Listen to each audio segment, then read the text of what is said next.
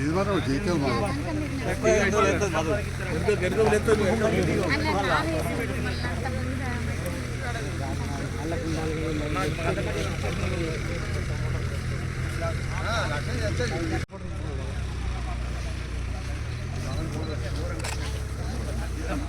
ఇది మాత్రం జీతం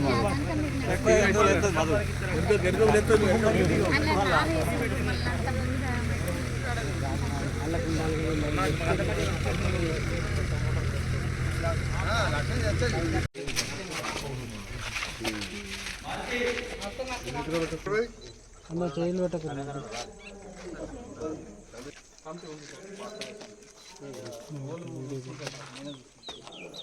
కూడా 4 లక్షలు ఖర్చు పెట్టిన పంపులు వేయించిన బేరింగ్ వేయించిన అన్ని నడుతుండే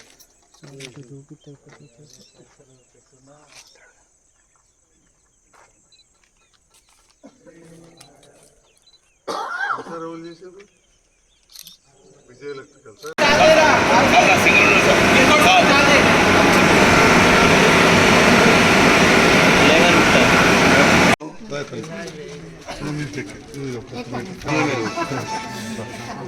సర్పంచమ్మ కట్ట గంగాను వస్తారు ఓట్లకాడు ఉన్నోళ్ళు అయ్యో సర్పంచమ్మ కట్ట ఓకే సార్ ఇంకోటి వెనుక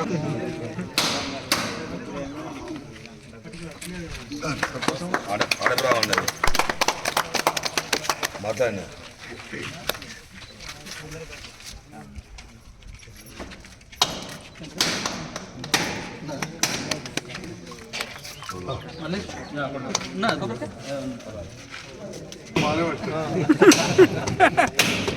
ఇప్పుడు గట్టి కొట్టినా మళ్ళీ ఇప్పుడు గట్టి కొట్టినా వరకు మళ్ళీ కిషోర్ రెడ్డి ఎమ్మెల్యే సభ్యులు గద్దాలు నాన్ వెజ్ తినలేదట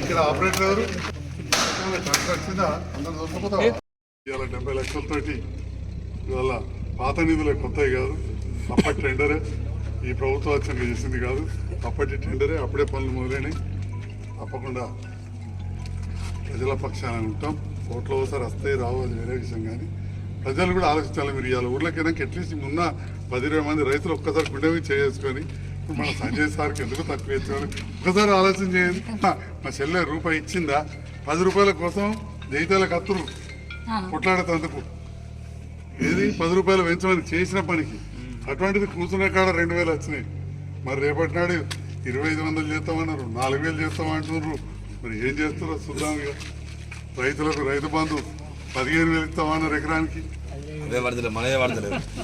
అన్నీ కూడా తప్పకుండా చేయాలని ఆశిస్తున్నా మనకు వచ్చినట్టు కరోనా రావద్దు పైసలు లేకుంటే ఇబ్బంది అయింది ఇప్పుడు మంచిగా ఆరోగ్యంగా ఉండాలి సర్కారుకు పైసలు బాగా రావాలి వచ్చి అవన్నీ మళ్ళీ రైతులకు రైతు బంధు రైతు బీమా ఎట్లయితే మనం అన్నామో ఇంటింటికి బీమా కావాలి దాంతోపాటుగా పెన్షన్లు 4,000 కావాలి రైతు బంధు 15,000 కావాలని చెప్పి కూడా ఆకాంక్షిస్తూ ఈ కరెంటు కూడా మళ్ళీ అత్తదా పోతుందా అని ఉండకుండా నిరంతరం కరెంటు కూడా ఉండాలి అట్లా మంచి జరగాలని మనం భగవంతుడు ప్రార్థిస్తాం దురదృష్టం కరోనా వచ్చి ఒక్క మనకే దెబ్బ కొట్టలే ప్రపంచం అంతా కొట్టింది కానీ ప్రజలు ఆలోచించలే ఆ 2 ఏళ్ళు దెబ్బతిన్నది ఆలోచన చేయక ముఖ్యమంత్రి లేకపోతే ఆ ఇండ్లు అన్నీ అయిపోవు బీదవాళ్ళకు గృహలక్ష్మి పథకం అది ఇప్పుడు 5 లక్షలు ఇస్తామంటారు దళితులకు 6 లక్షలు ఇస్తామన్నారు మనం దళిత బంధు 10 లక్షలు ఇస్తే 12 లక్షలు ఇస్తామన్నారు ఇవన్నీ ఉన్నాయి పథకాలు మన కళ్యాణ లక్ష్మి అంతకుముందు 200 రూపాయలు ఇవ్వాలి మన లక్ష ఇస్తే ఏంటో తులం బంగారం ఇస్తామన్నారు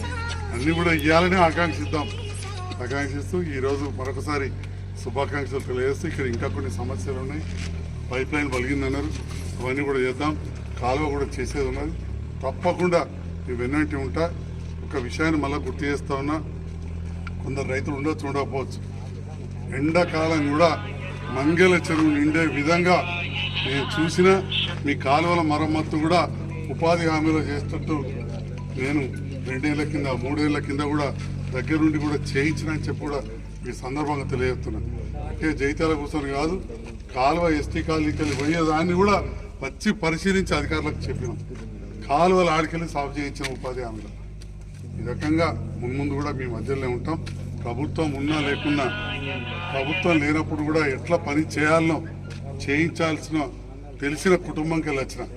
ఇంతకుముందు నేను చెప్పినట్టు 85లో మా తాత ఎంపీ గెలవగానే కాంగ్రెస్కి వెళ్ళి గెలిచిడు అప్పుడు కాబట్టి సొంత చెల్లె బిడ్డ వెనుక బిడ్డ మన నాకే అప్పటికెళ్ళి నేను చూస్తూ ఉన్నా.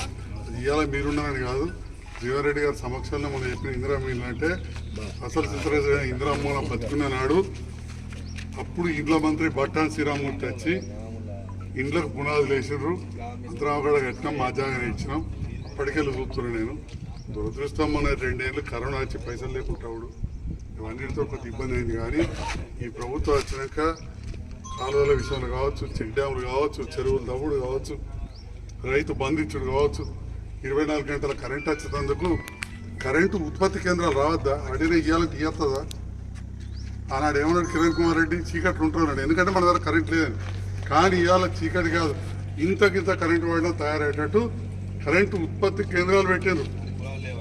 భద్రాద్రి అని కొత్తగూడెం దగ్గర, మిర్యాలగూడ దగ్గర ఇవన్నీ పెట్టడం జరిగింది. అంటే కేసీఆర్ గారు రైతు పక్షపాతిగా ఉంటుంది. రైతు బంధు కావచ్చు, రైతు బీమా కావచ్చు, నిరంతరం కరెంటు కావచ్చు, ఇవన్నీ ఇవ్వడం వల్ల రైతు జీవన విధానం మారింది. ఆలోచన చేసుకోండి. ఒకనాడు తెలంగాణకి ఇళ్ళకి రావాల్సి వస్తుండే మోటార్ వచ్చిన రోజులు జ్ఞాపకం లేవా? మరి 3-4 ఏళ్ళకి ఇలా వస్తున్నా మీరు రాత్రిపూట. ఆనాడు గంగోడ దానికి మీరు రాలేదా రాత్రిపూట? మరిగా కలబలి మాటలు నమ్ముతుంది. 350 ఓట్లు ముచ్చి తిరిగినాను నేను మంగళకాడ. ఎప్పుడైతే అడిగినా తప్ప ఈ 350 ఓట్లు